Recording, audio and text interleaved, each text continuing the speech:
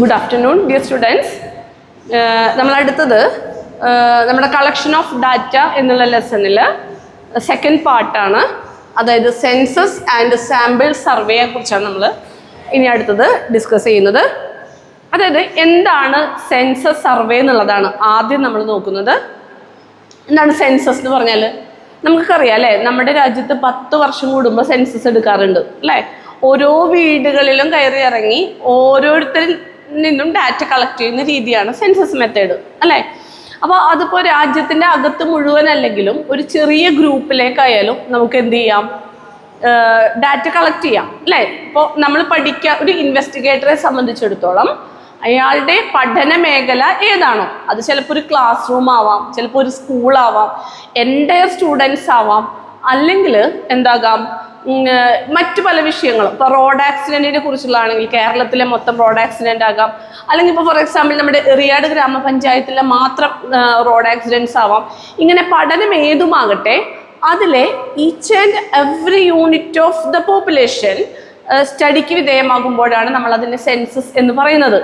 അപ്പോൾ എന്താണ്, under census method each and every unit of the population come under the investigation. അതായത് എന്താണ് ഈ പോപ്പുലേഷൻ എന്ന് പറഞ്ഞാൽ, നമ്മൾ സാധാരണ പോപ്പുലേഷൻ എന്ന് പറഞ്ഞാൽ ജനസംഖ്യ എന്നേ പറയാറുള്ളൂ അല്ലേ. ജനസംഖ്യ അല്ലെങ്കിൽ ജനങ്ങൾ എന്നാണ് പോപ്പുലേഷൻ. പക്ഷെ ഒരു ഇൻവെസ്റ്റിഗേറ്ററെ സംബന്ധിച്ചിടത്തോളം പോപ്പുലേഷൻ എന്ന് പറഞ്ഞാൽ അയാളുടെ പഠന മേഖല എന്നാണ് അർത്ഥം. മനസ്സിലായോ? അതായത് ഇപ്പോൾ നമ്മുടെ C G Sahib higher secondary സ്കൂളിലെ കുട്ടികളുടെ പഠന നിലവാരം അറിയുന്നതിന് വേണ്ടി നടത്തുന്ന, അതായത് ഇക്കണോമിക്സിൻ്റെ പഠന നിലവാരം എങ്ങനെയുണ്ടെന്ന് അറിയുന്നതിന് വേണ്ടി നടത്തുന്ന ഒരു സ്റ്റഡിയാണെന്ന് വിചാരിക്കുക.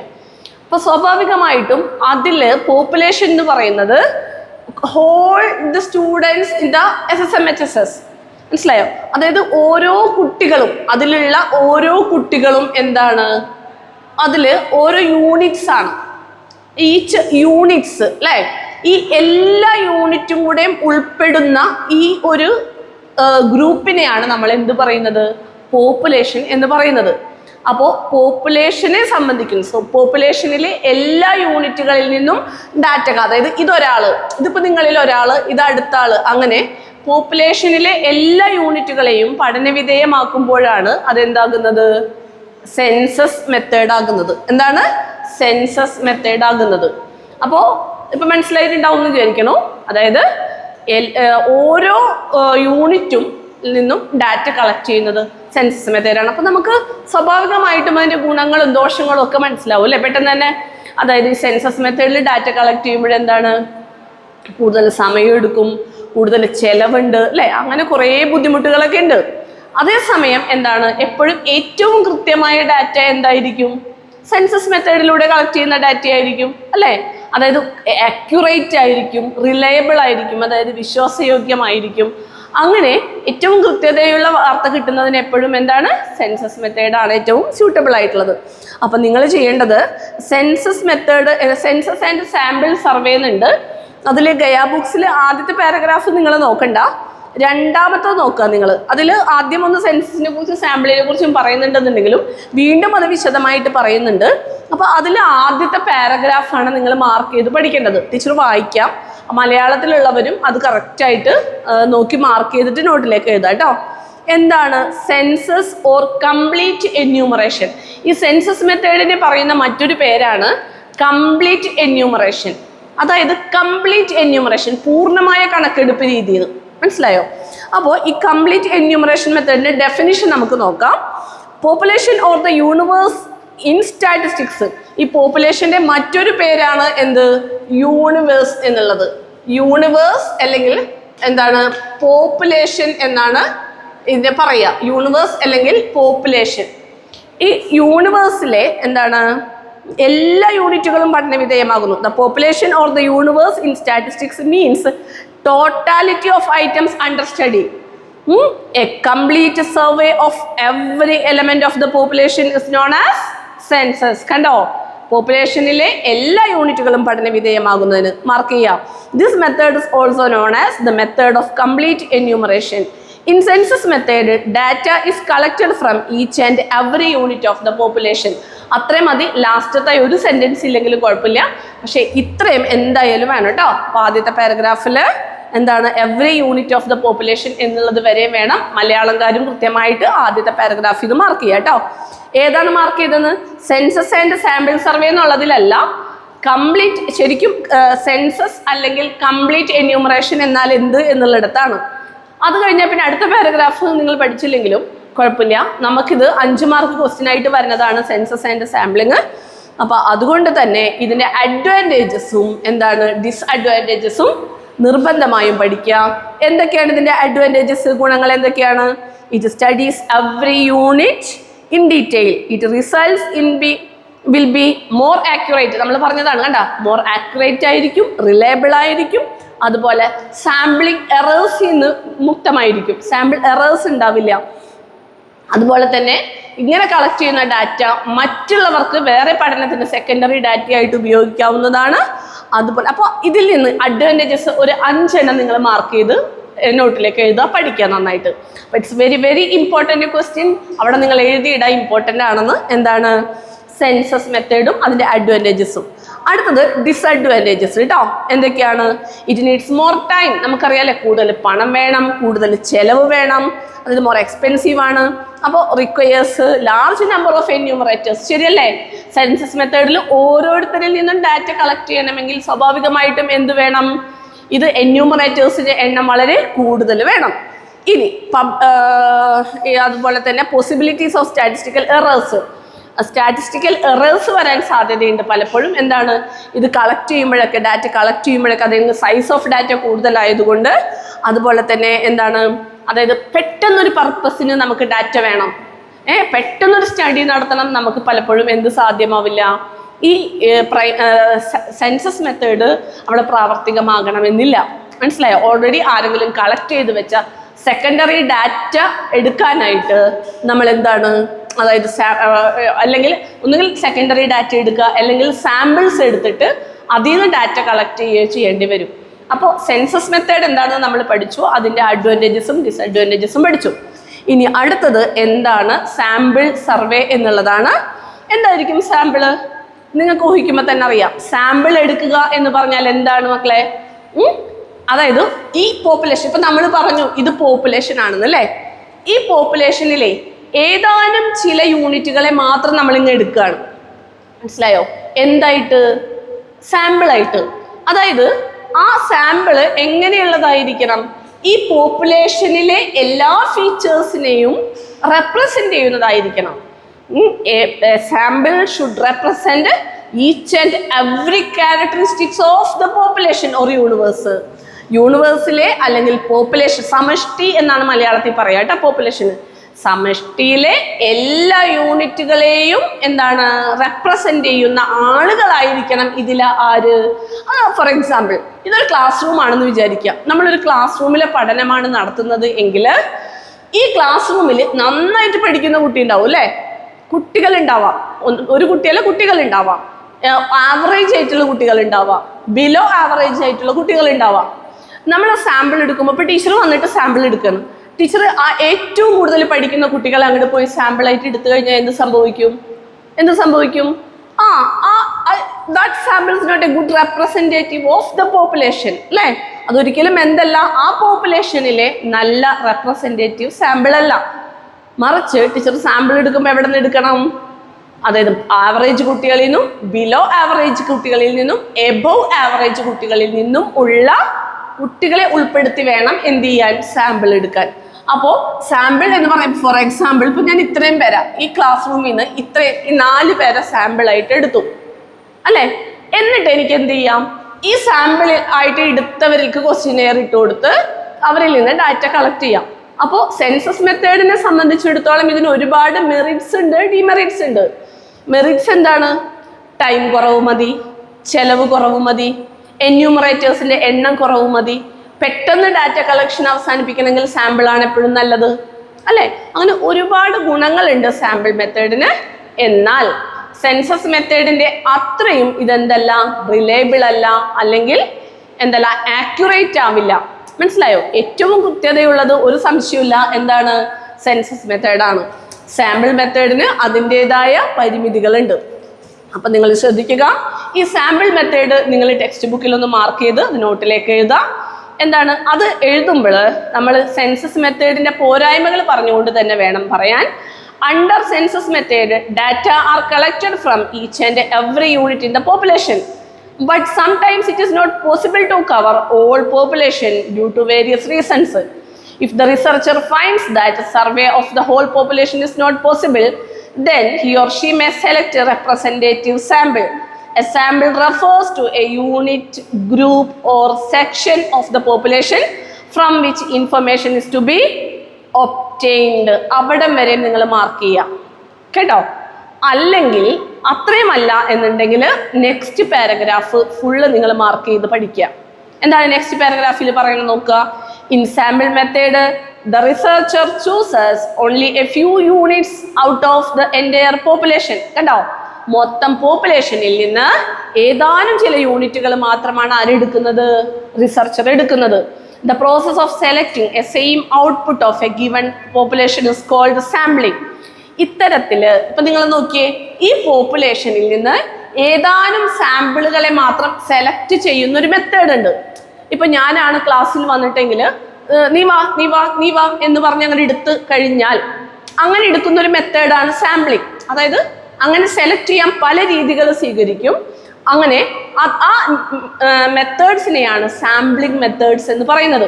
ഞാൻ വന്നിങ്ങനെ വെറുതെ എടുക്കുന്നത് എൻ്റെ പേഴ്സണൽ പ്രിജുഡൈസിൻ്റെ മേലായിരിക്കും.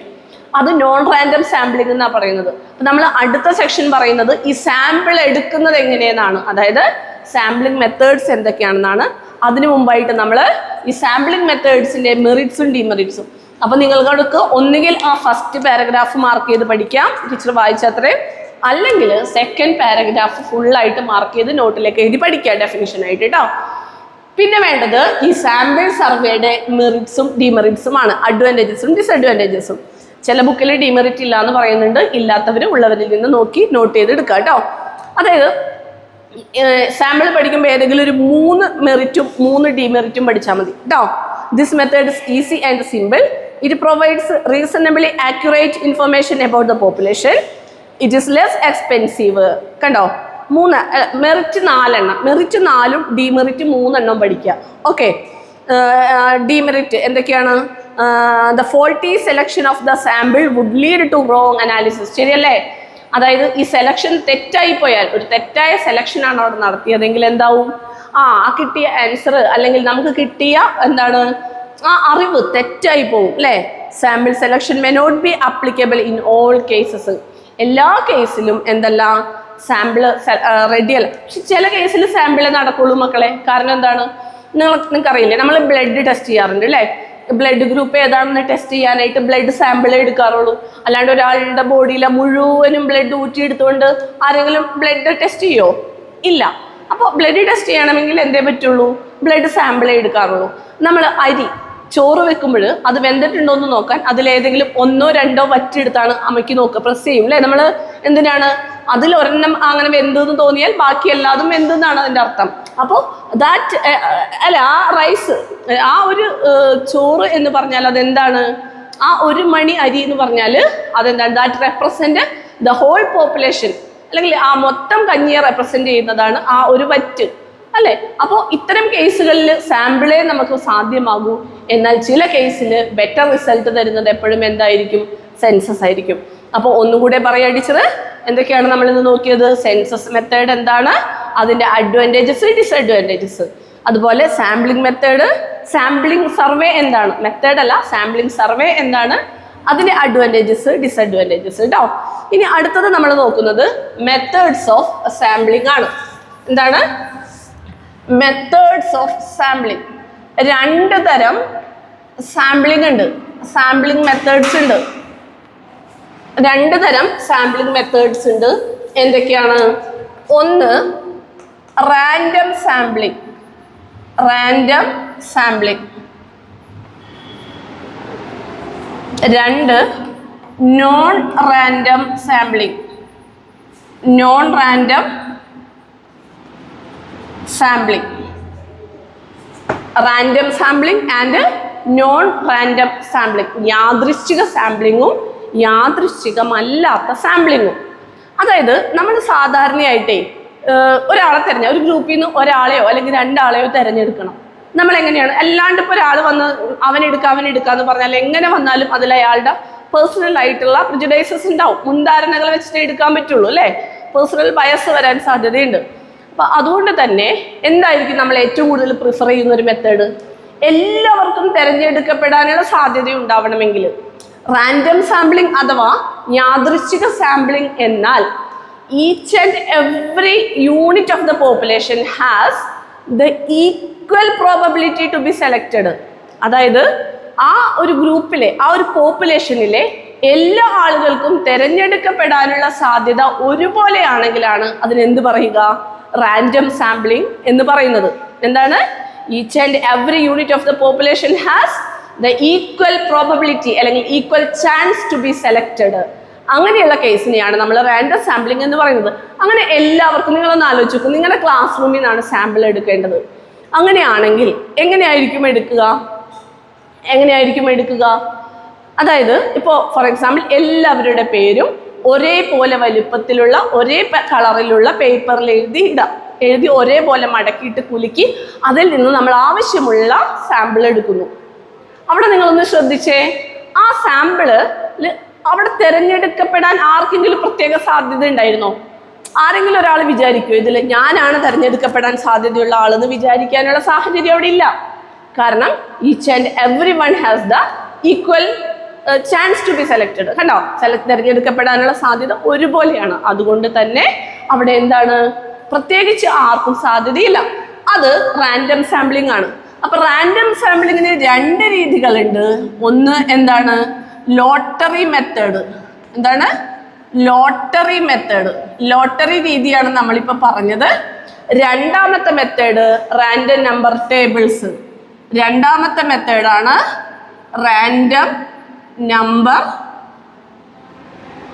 ടേബിൾസ്. ഈ 2 രീതിയിലൂടെയാണ് നമ്മൾ എന്ത് ചെയ്യുക? സാമ്പിൾ എടുക്കുക. എന്തൊക്കെയാണ്? ഒന്ന് ലോട്ടറി മെത്തേഡ്, ഒന്ന് റാൻഡം നമ്പർ ടേബിൾസ്. ഈ ലോട്ടറി മെത്തേഡ് എന്താണെന്ന് നമ്മൾ പറഞ്ഞു അല്ലേ? റാൻഡം നമ്പർ ടേബിൾ എന്ന് പറഞ്ഞാൽ ടിപ്പറ്റ് ടേബിൾ എന്നൊക്കെ പറയും. അത് മാർക്കറ്റിൽ അവൈലബിൾ ആണ്, അല്ലെങ്കിൽ നമുക്കത് ഇപ്പോൾ പലതരം സോഫ്റ്റ്വെയർസിൽ നമുക്കത് അടിച്ചുണ്ടാക്കാവുന്നതേ ഉള്ളൂ. അപ്പോൾ അതെങ്ങനെയാണെന്ന് വെച്ചാൽ ആ ഒരു ടേബിൾ ഒരു പ്രിന്റഡ് ടേബിൾ ആയിരിക്കും. അതിന് വേർട്ടിക്കലോ ഹൊറിസോണ്ടലോ അല്ലെങ്കിൽ ഡയഗണലോ ആയിട്ടുള്ള ഏതാനും ചില നമ്പേഴ്സ് സെലക്ട് ചെയ്യുകയും അതിനനുസരിച്ച് ആ യൂണിറ്റുകളെ നമ്മൾ സെൻസസിൽ നിന്ന് സാമ്പിളായിട്ട് പോപ്പുലേഷനിൽ നിന്ന് സാമ്പിളായിട്ട് തിരഞ്ഞെടുക്കുകയും ചെയ്യുന്ന രീതിയെയാണ് എന്ത് പറയുന്നത്? റാൻഡം നമ്പർ ടേബിൾ എന്ന് പറയുന്നത് കേട്ടോ. അപ്പൊ എന്താണ്? ശ്രദ്ധിക്കുക, മെത്തേഡ്സ് ഓഫ് സാമ്പിളിംഗ്. അതായത് മൊത്തത്തിൽ പോപ്പുലേഷനിൽ നിന്ന് സാമ്പിൾ എടുക്കുന്നതിന് ഉള്ള 2 രീതികളുണ്ട്. അതാണ് റാൻഡം സാമ്പിളിങ്ങും നോൺ റാൻഡം സാമ്പിളിങ്ങും. റാൻഡം എന്ന് പറഞ്ഞാൽ യാദൃച്ഛിക സാമ്പിളിങ്ങിൽ 2 രീതികളാണുള്ളത്, ലോട്ടറി മെത്തേഡും റാൻഡം നമ്പർ ടേബിൾസും. ഇനി അടുത്തത് നോൺ റാൻഡം സാമ്പിളിംഗ് ആണ്. എന്താണ് നോൺ റാൻഡം സാമ്പിളിംഗ് എന്ന് പറഞ്ഞാൽ? നോൺ റാൻഡം സാമ്പിളിംഗ് എന്ന് പറഞ്ഞാൽ അങ്ങനെ എല്ലാവർക്കും തിരഞ്ഞെടുക്കപ്പെടാനുള്ള സാധ്യത ഒരുപോലെയല്ല. അതായത് ഇൻവെസ്റ്റിഗേറ്ററിന് ചില മേൽക്കൈ ഉണ്ട്. അയാളെ തിരഞ്ഞെടുക്കുന്ന കാര്യത്തിൽ ആള് സ്വന്തം ഇഷ്ടപ്രകാരമാണ് തിരഞ്ഞെടുക്കുന്നത് എങ്കിൽ അതിന് നോൺ റാൻഡം സാമ്പിളിങ്ങിൽ ഇഷ്ടംപോലെ മെത്തേഡ്സ് ഉണ്ടെങ്കിലും നമ്മൾ ജസ്റ്റ് നോൺ റാൻഡം സാമ്പിളിംഗ് എന്താണെന്ന് മാത്രം ഇവിടെ പഠിച്ചാൽ മതി. അതായത് ഇൻവെസ്റ്റിഗേറ്ററിൻ്റെ പേഴ്സണൽ പ്രെജുഡൈസസിനനുസരിച്ച് മുൻധാരണകൾക്കനുസരിച്ച് ആൾക്ക് ഇഷ്ടപ്പെട്ടു. ഇപ്പം ഞാൻ ഒരു ക്ലാസ്സിൽ വന്നിട്ട് ഒരു 5 ആളെ എനിക്ക് ഇഷ്ടപ്പെട്ട ഒരു 5 ആളെ സാമ്പിളായിട്ട് സെലക്ട് ചെയ്യുന്ന രീതിയാണ് എന്ത്? ഞാനാണ് ഇൻവെസ്റ്റിഗേറ്റർ എങ്കിൽ നിങ്ങളിൽ നിന്നൊരു 5 ആളെ കൂടെ തിരഞ്ഞെടുക്കുകയാണ്.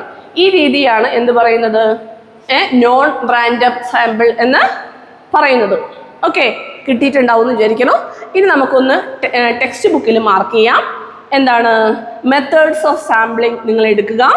മെത്തേഡ്സ് ഓഫ് സാമ്പിളിങ്ങിൽ there are 2 types of sampling tick ചെയ്യുക. Random sampling and non random. നോട്ടിലേക്ക് എഴുതുമ്പോൾ ഇങ്ങനെ തന്നെ എഴുതാം കേട്ടോ. എന്താണ് റാൻഡം സാമ്പിളിംഗ്?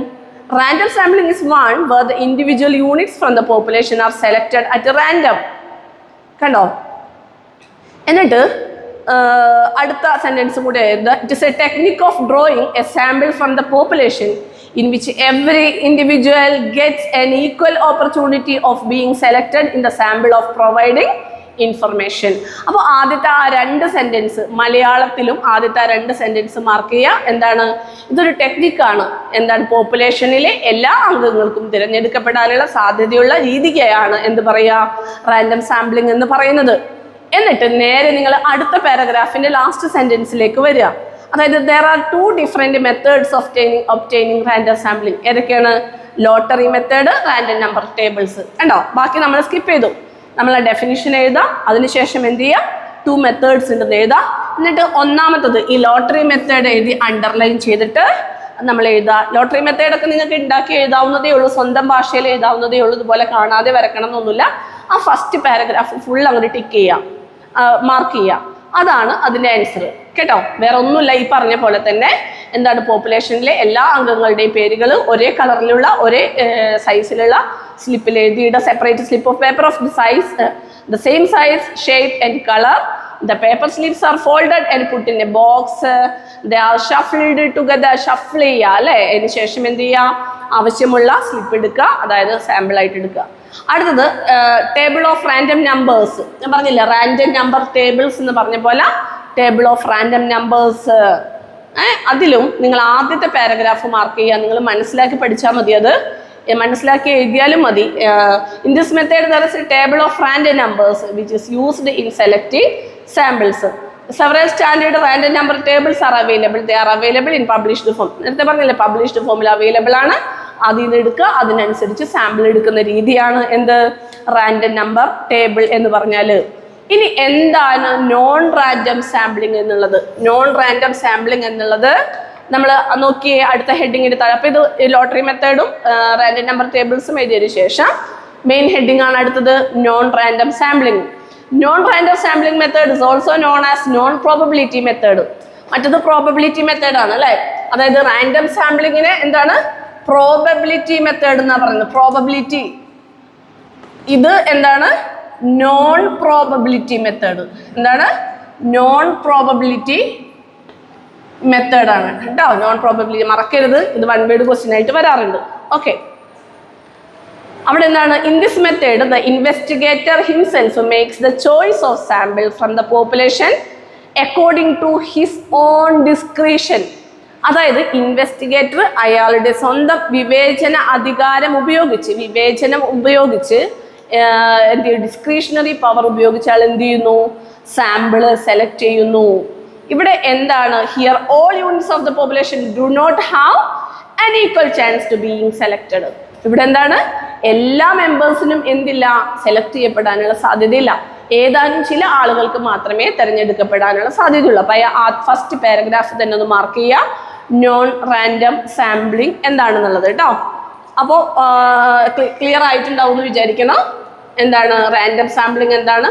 ആദ്യം നമ്മൾ മെത്തേഡ്സ് ഓഫ് സാമ്പിളിങ്, അത് കഴിഞ്ഞ് റാൻഡം സാമ്പിളിങ്, അത് കഴിഞ്ഞ് നോൺ റാൻഡം സാമ്പിളിങ്. അപ്പോൾ ഇത്രയും ഭാഗം നിങ്ങൾ ക്ലിയർ ആയിട്ട് പഠിക്കുക. അടുത്തൊരു ഭാഗം ടീച്ചർ ക്ലാസ്സിൽ വരുമ്പോൾ എടുത്തോളാം. അപ്പോൾ എന്തൊക്കെയാണെന്ന് പഠിച്ചത്? സെൻസസ് മെത്തേഡ് എന്താണ്, അതിൻ്റെ മെറിറ്റ്സ് ഡിമെറിറ്റ്, സാമ്പിളിംഗ് മെത്തേഡ് എന്താണ്, അതിൻ്റെ മെറിറ്റ്സ് ഡിമെറിറ്റ്സ്, സാമ്പിളിംഗ് സർവേ എന്താണ്, പിന്നെ സാമ്പിളിംഗ് മെത്തേഡ്സ് അതായത് random sampling, non random sampling, അതിൻ്റെ മെത്തേഡ്സ്, ഇത്രയും കാര്യങ്ങൾ നന്നായിട്ട് പഠിച്ച് നോട്ട് എഴുതി വരിക. ഓക്കെ.